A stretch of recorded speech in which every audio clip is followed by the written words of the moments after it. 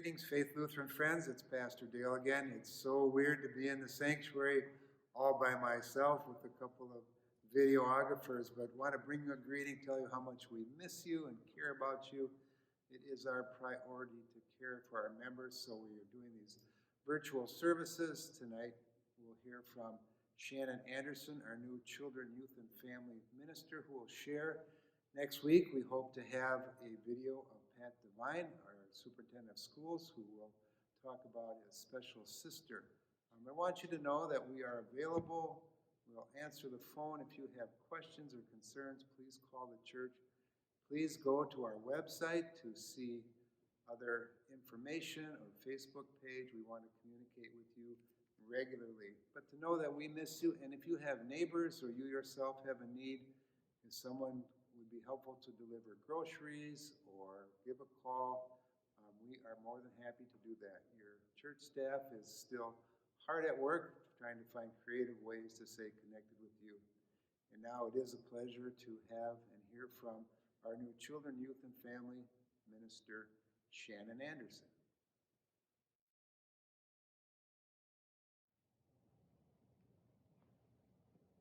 A reading from Psalm 139, verses 13 and 14. This is from the Contemporary English Version. You are the one who put me together inside my mother's body, and I praise you because of the wonderful way you created me. Everything you do is marvelous. Of this I have no doubt. Many of you know who I am, but if not, I am Shannon Anderson, the new Children's, Youth, and Family Ministry Director at Faith. I've been here about 3.5 weeks, and here I am already speaking to you all. I will admit I'm not a person who writes sermons. I'm not a person who really enjoys speaking to adults. Your kiddos are a whole different story. There's something about looking into those faces that gives me joy and actually a whole lot of peace. But kids and adults, here we go. When Pastor Dale asked me to share a little bit about my past and my current working with children, I had a wonderful time reflecting on the kids that have come across my path. From growing up days of babysitting and teaching Sunday school, to teaching in a classroom and leading a youth group, to landing in a ministry setting. There have been quite a few kids that have come across my path. Some of them have come and gone. Some of them, due to social media, I'm still in touch with. I'd like to share with you a few of those kids that have taught me about faith, helped me to grow, challenged me, and made me better for knowing them.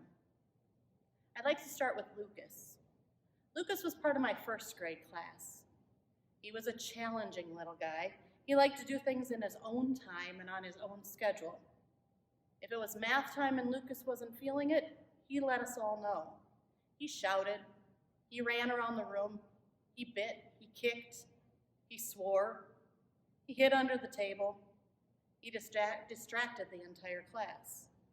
As a fairly newish teacher, he was overwhelming and exhausting.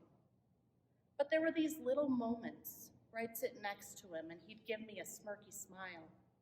Lucas loved helicopters, and I tried to alleviate those moments of frustration with quiet discussions of helicopters. Those moments were kept near to my heart. Those were the moments I lived for. His quiet conversation, his little smile, his true happiness. After discussions with the principal, I called Mom. I quickly learned that Lucas came from a pretty rough home. Mom mentioned that he was a mistake and that she should have just given him up. You could hear the frustration and tiredness in her voice. I assured her that together we were going to figure out this special kiddo. He was a beloved child of God. It was a Catholic school, so I could say things like that. Mom didn't seem too convinced, but signed on for us to sign him up for some help.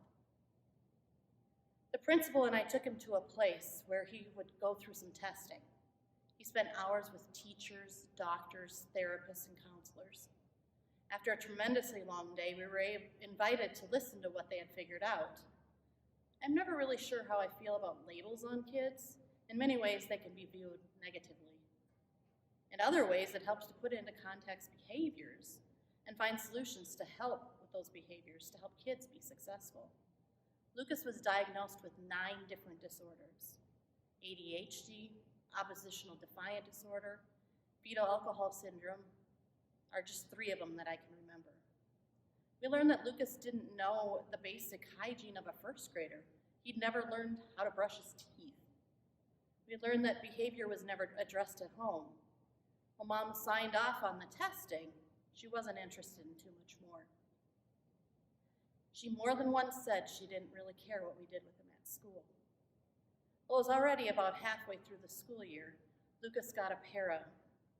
This was really hard to do since we were a private school, and there isn't as much funding. Lucas had people who came into his house and taught him things like how to make his bed, how to brush his teeth, how to make a snack, how to clean his room. At school, his classmates became his cheerleaders, his little family. They encouraged him, they loved him for him. Lucas had a special sticker chart, and his goal was to earn 7 to 10 stickers a week. There were 2 available each day, 1 in the morning and 1 in the afternoon. Well, incentives didn't work or don't always work for some kids. They did for this guy. He wanted to earn those stickers and the prize he might earn when he got to 10. And the cheers from his classmates were incredible. What did Lucas teach me? I learned about IEPs. I learned about county health workers and social workers. I learned about acquiring a paraeducator for a Catholic school. But mostly I learned how to take a step back and really look at this beautiful boy. And remember what I had told his mom? He truly is a beloved child of God. I'd like to tell you about my friend Jaron from Martin, South Dakota. Martin is located between the Rosebud and Pine Ridge Indian reservations. I went on my first mission trip with my youth group there, and the following summer I actually lived and worked in Martin with a mission trip company. I've been back a few more times on mission trips as well. I met Jaron the summer I was working in Martin. She was a girl who came to the kids club program that met in the city park. Jaron lived in East Housing, as it was called, and would jump into the transportation vans to hang out with the other kids for the afternoon. First day I really remember talking to Jaron, she told me that she lived with her grandma and her cousins. They didn't have any windows or a door on their house. This unfortunately was a pretty common sight around Martin. Many homes had many occupants, but were just shells of homes.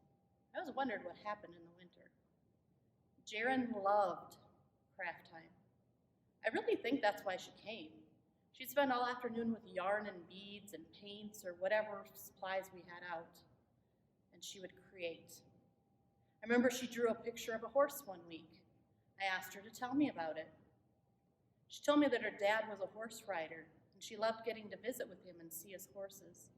I soon discovered horses were a passion. She connected time with her dad to time with horses.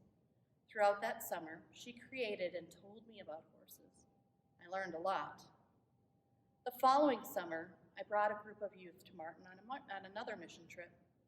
I wasn't expecting it, but that first day, we were leading kids club, and there she was. A year older and a bit taller, but there was Jaron. She ran up to me and exclaimed, "You came back, I've missed you." And sure enough, we spent the afternoon beading and talking about horses. Jaron taught me that we all have incredible gifts and passions. We are all created in unique and individual ways. I also learned that it doesn't matter if you don't share the same passions and gifts. God gives us others to be in relationship with, and whether those relationships last a long time or just for a season of life, they are a gift. Let me introduce you to Logan. Logan was a sweet girl who came into my life at my first church right out of the seminary. Logan has Down syndrome and a zest for life. Logan was part of our Sunday school as well as our Wednesday after school program. Logan loved the movie Mamma Mia and sang the songs constantly. She always had a smile on her face, always. I don't think I could think of a time when she looked upset or angry. Always smiling, always sharing joy. Logan, while a happy little girl, was sneaky, and she knew it. She knew how to hide. She knew how to get away with things. all while she smiled. One day, we were going to do our Wednesday group time. I caught her taking an extra snack. Well, it wasn't really a big deal. It wasn't fair to the others. Another time, she thought she'd be silly and chew on the aluminum foil I had cut for our science experiment. Ouch, it makes my teeth hurt just thinking about it. Logan also knew how to read a room and get others to laugh, sometimes appropriately, sometimes not so appropriately. She didn't always understand social cues or social situations. She didn't always understand boundaries. What did I learn from Logan? That life is too short to spend it crabby or unhappy, to find joy in the everyday.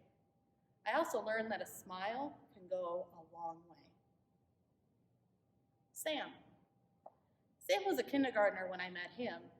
Well, he was in a small group of about 10 kindergarten friends. There were a total of about 40 5- and 6-year-olds in the same room, all at different tables. Sam, for some reason, would spend about 3/4 of the time of Sunday school under the table. His leaders were frustrated. I was getting a little frustrated, but I was trying to help so that he wasn't a distraction to those around him. He wasn't necessarily naughty, he just felt more comfortable under the table. Thinking about what I had learned in school, as well as talking to his caregivers, I learned that Sam had some sensory challenges. And I'm sure putting him in a classroom with 40 other kids and fluorescent lights were probably sending him into overdrive. I decided to see how I could make this work for Sam because we were at a point where his parents had said that they would pull him from Sunday school. I didn't want that to happen, so I asked them if I could try a couple of coping strategies that I had learned. The first one was buying cheap birthday party packs of sunglasses. When it was time to focus, Sam's whole class would put on their listening glasses. It worked. They loved being Bible superheroes. Another strategy we found was letting the group create with Play-Doh while the story was being read. Keeping his hands busy, Sam kept his mind off the sensitivity of the lights overhead. What did Sam teach me? Don't give up. Life is going to throw challenges at you. You can hide from them and accomplish nothing, or you can learn to face those challenges and excel. The last kiddo I'd like to share with you is actually my brother Ryan. While I didn't teach or lead Ryan, his name kept popping into my head with this idea of loving without limits. Ryan and I were not always very friendly growing up. After all, he was my annoying little brother. Ryan didn't always have the same path as others. He struggled a little with school and some expectations. When it came time for sermon notes and confirmation, there was a little bit of anxiety. Our pastor at the time, and the one after him, encouraged him to be part of the video team.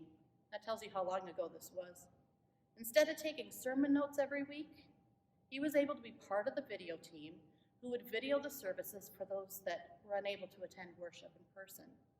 It took me becoming an adult to realize that instead of putting on expectations, these pastors met Ryan where he was at. They didn't pressure him to do the status quo. They found a way to find and treasure Ryan's gifts. What did Ryan and these pastors teach me? What I might view as a success, it's not always the same for everyone.